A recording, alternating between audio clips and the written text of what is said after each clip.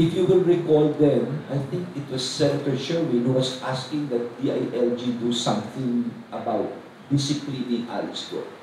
And let me tell you this, no?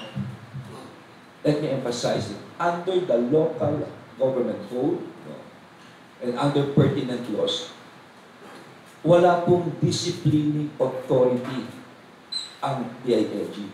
Hindi kami pwede magsuspende, mag-preventive suspension ng sino mang public official. Wala po kaming ganong kapangyarihan. Wala. Inulit ko. Nagpunta ako sa Indonesia, hindi ko alam kung makukuha ko si Alice Go o hindi. Kung hindi siya makuha, katakot-takot na kung thesis mo makukuha, magagawa, pero naibalik po namin siya. That's the most important thing. Naibalik namin si Alice Go. For me, that is already mission accomplished. If you are going to judge my character just because of one picture, wag naman ganon. Wag naman ganon. Pinaliwanag ko, yung picture na yun was taken for documentation, dapat, no? Kasi nga yung hindi ko alam kung, I have no idea na nagpapakit pa ng katabi ko. Just for that, hindi ko alam na gano'n pala nangyari ro.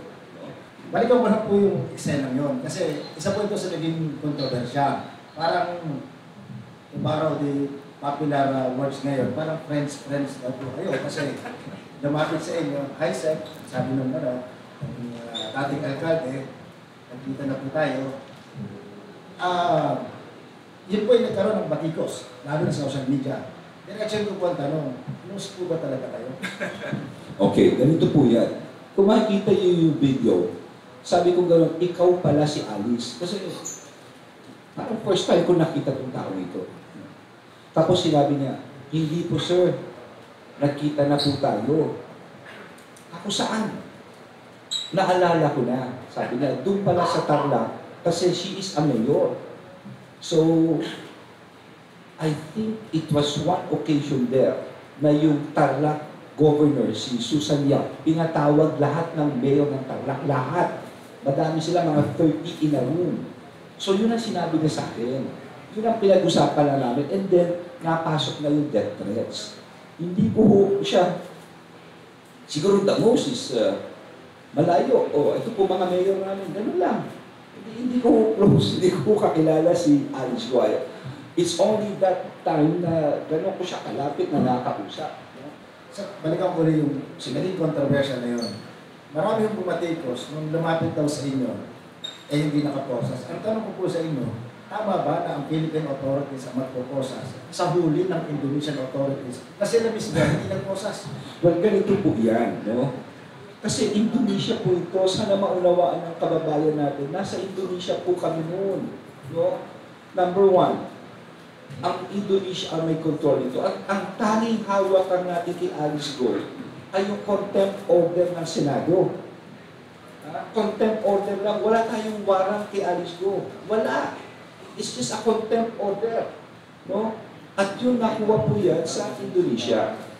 Ngayon, nagkataon lamang na yung final naming kaso, nagkabisa ng warrant. Kaya medyo matibay-tibay na tayo. Kaya yun, pag-landing ng Pilipinas, binasahan na siya at nakita niyo, the rest is history.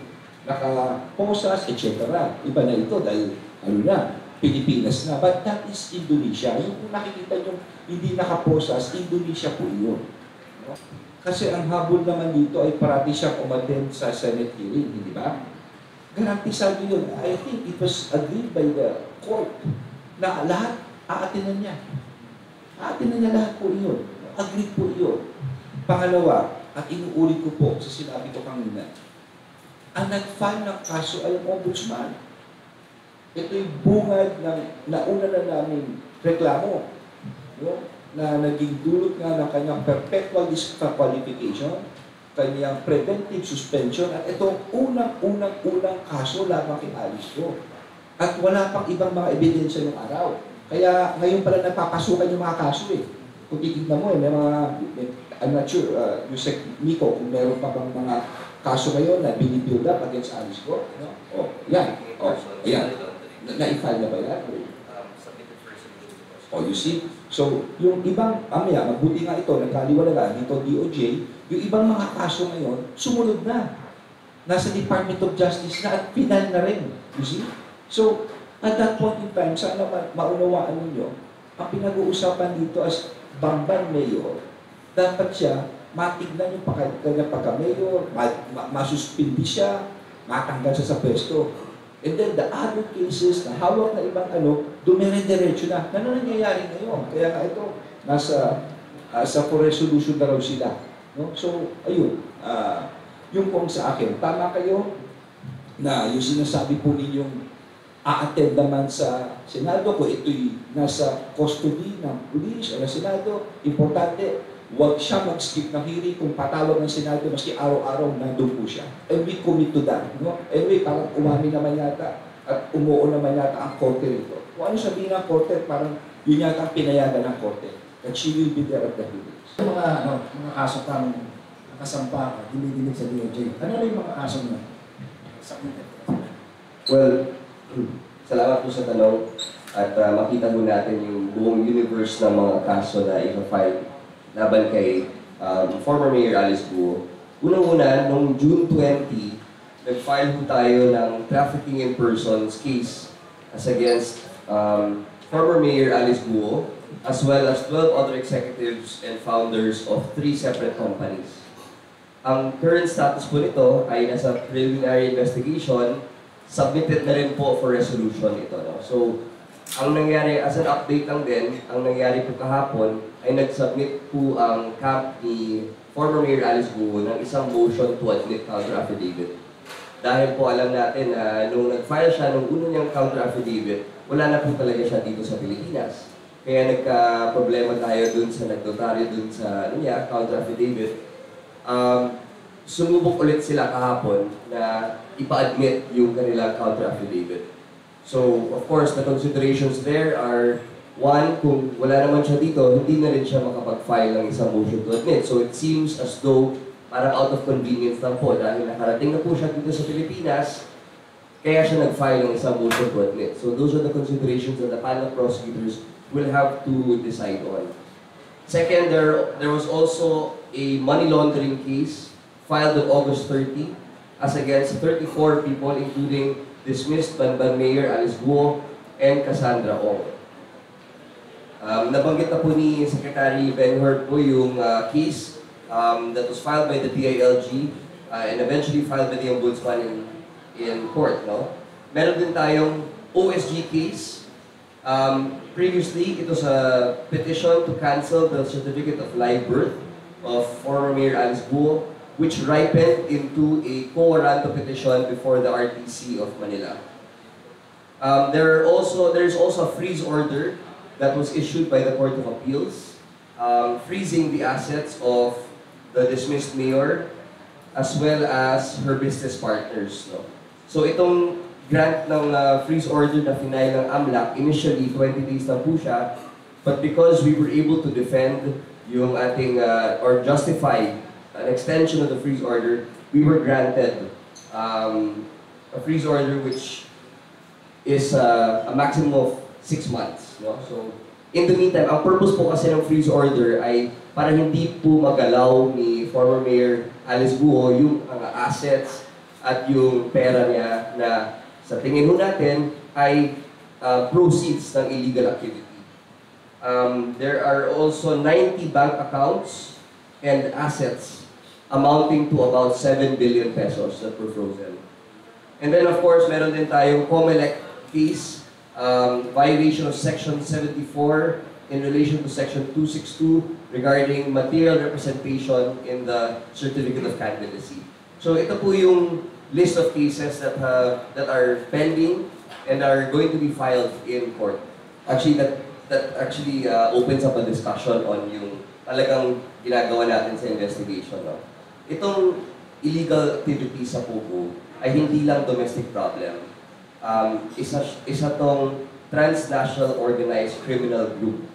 No? So, hindi tayo magtataka kung bakit may contact din siya sa Indonesia, may contact din siya sa Cambodia, or sa kahit anumang bansa pa. No? So, if for example, may makita tayo mas malaking tao dito sa investigation, hindi na magiging most guilty si former Mayor Alice Guo. As of right now, dahil sa ating mga alam, sa mga lumalabas sa investigation, she still stands as the most guilty, thereby disqualifying her to becoming state witness. But if kung matumbok natin at may makilala pa tayo mas malaking tao dito na nagpapalikod sa mga illegal activities ng Pogo, then she may become a state witness because she will no longer be the most guilty. Meron pang mas mastermind doon, no? Pero this still, of course, is subject to the investigation that we are going to conduct. It will also depend on the willingness of former Mayor Alice Guo to cooperate with the law enforcement and the authorities. So we work closely here. At sana maunawaan ng ating mga nakikinig ngayon na sa dami ng kaso nito, no, we really have need a strong coordination with each other. We coordinate at maganda po ang aming relasyon po tungkol po dito. Yung mga build-up of cases po namin, nag-refer po kami sa kanila and vice versa po. Nagtutulungan po sa lahat ng bagay. Kung hinuhukay, kumusta na? Inuhukay. Hinuhukay ng police. Well, nag-hearing po sila kahapon sa Davao. Si Gerald Torre, pasensya na, wala po ako lang. Nandun yata ay si JB ang umattend sa akin. JB, ano nangyari sa inyo kahapon? Pinag-usapan mo kahapon yung reklamo ng KOJC tungkol dun sa manner ng pag-serve ng warrant of arrest. Doon po inikot po yung discussion kahapon. At maganda po naman ang binanggit ng ating PNP na ang ginagawa nila ay pagpapatupad lamang ng warrant of arrest na ang korte ang nag-issue. So sinusunod lang po ng ating PNP ang kanilang trabaho. So ganun po ang takbo po ng kahapon ng usapan. Okay, yung unang tanong about paano siya nakatakas, these are some of the things na dapat talaga mahimayin ng Senado.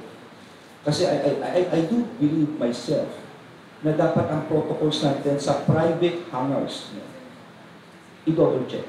Tignan natin, gano'n ba tayo kahigpit dito? Kasi mabigat din yan. Ito yung mga privado, mga hangars. At pangalawa, yung ating mga ports, yung pag-alis-alis natin. Do we have enough patrol here? Ano ba ang ating immigration process dito? Pero obviously, hindi ka tatakas ka, hindi ka dadaan ng immigration dito. Di ba? Tatakas ka eh. Or maaaring tumakas ka, may fake kang binigay. Fake na passport. So, for all intents and purposes, dapat malaman natin to. Kaya maganda yun sa Senado, in aid of legislation, ano pa mga measures ang dapat gawin dito ng Border Patrol, ng BID, no? Lahat po ng aviation security, lahat na may kinalaman. Dahil archipelagic tayo. Yung tanong po ninyo about the senatorial goal, napakasimple po yan. Ang partido po ang mag-determine kung sino tatakbo and they have to announce it. Ang partido po magsasabi po niya. Hindi po. Salamat po. Sir, a former spokesperson, Harry Roque, I understand that the DOJ earlier issued a lookout bulletin against him and several other officials, but with the developments from the House investigation as well as with the PAOK saying that it's hard to ignore na coincidence lang yung pag-prop up ng name niya doon sa investigations nila. Has the DOJ started its own fact-finding against the former spokesperson? Well, he is part of the web that we are looking at because precisely lumabas yung pangalan niya doon sa sa mga documents. But we are following very closely the investigations being held at the House, especially in Quadcom. So we will probably wait for facts to come out from the Quadcom, ask for a report, and hopefully use that as basis to conduct further investigation. What cases can be possibly filed against the former spokesperson? It's hard to say right now. We have to see the whole universe of facts first to be able to come up with a better assessment.